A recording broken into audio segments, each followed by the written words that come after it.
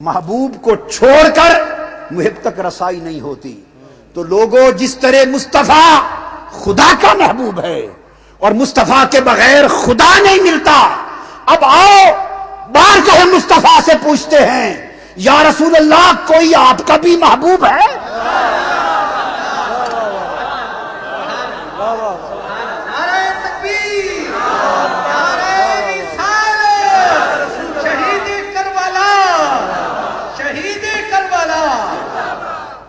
یا رسول اللہ آپ تو خدا کے محبوب ہوئے، اس لیے آپ کے بغیر خدا نہیں ملتا۔ یہ راز تو سمجھ میں آ گیا۔ اب ایک راز اگلا بھی کھول دیں، آقا کوئی آپ کا بھی محبوب ہے کہ اگر آپ کو پانا ہو تو پھر آپ کے محبوب کو پکڑ لیں، خدا کو پانا ہو تو آپ کے قدم پکڑ لیں گے، اور اگر آپ کو پانا ہو تو اپنے محبوب کی بھی خبر دے دے کہ انہی کے در کو پکڑ لیں۔ تو جب یہ سوال کیا تو صحابہ کرام نے کہا آؤ تمہیں مصطفیٰ کا محبوب دکھاتے ہیں۔ ترمذی شریف، صحاح ستہ کی کتاب ترمذی شریف، انہوں نے کہا آؤ تمہیں مصطفیٰ کا محبوب دکھاتے ہیں، مصطفیٰ کی چاہت دکھاتے ہیں۔ حدیث پاک صحابہ لے گئے، عشاء کی نماز کا وقت ہے، نماز کھڑی ہے، صحابہ کرام آقا علیہ السلام کے ساتھ نماز پڑھ رہے ہیں عشاء کی، آقا سجدے میں ہیں، سجدے میں ہیں۔ بڑی دیر گزر گئی، سر انور سجدے سے نہیں اٹھا رہے، بڑی دیر گزر گئی، سر انور سجدے سے نہیں اٹھا رہے۔ صحابی کہتے ہیں اتنی دیر ہو گئی کہ کبھی اتنی طوالت سجدے میں نہ ہوئی تھی۔ ترمذی شریف میں الگ، نسائی شریف میں الگ، ابن ماجہ میں الگ، ابو داؤد میں الگ، مسند امام احمد بن حنبل میں الگ، طبرانی میں الگ، بہقی میں الگ، درجنوں کتابیں احادیث کی شاہد ہیں، درجنوں۔ فرماتے ہیں کہ اتنی دیر ہوئی کہ ہمیں شک اور وہم سا پڑ گیا کہ اللہ نہ کرے کوئی حادثہ نہ ہو گیا، کوئی پریشانی لاحق ہو گئی، کہ خدا خیر کرے۔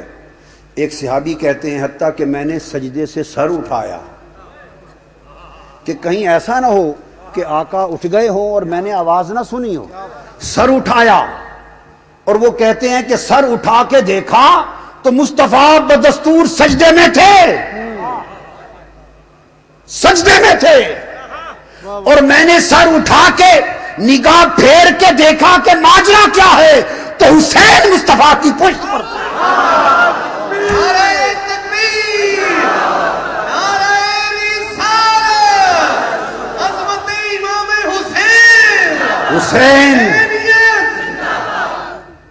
حسین مصطفیٰ کی پشت پر تھے۔ پھر سجدے میں چلے گئے صحابی، دیر سے آقا سجدے سے سر اٹھایا، نماز مکمل ہوئی، شہزادے کو گود میں بٹھا لیا، سلام پھیر کے ہم نے پوچھا یا رسول اللہ کیا آپ کو حسین سے بہت محبت ہے؟ ہائے ہائے، ہم نے پوچھا آقا کیا آپ کو، اور ایک حدیث میں حسن اور حسین دونوں کا بھی ذکر ہے، آقا کیا آپ کو شہزادوں سے بڑی محبت ہے؟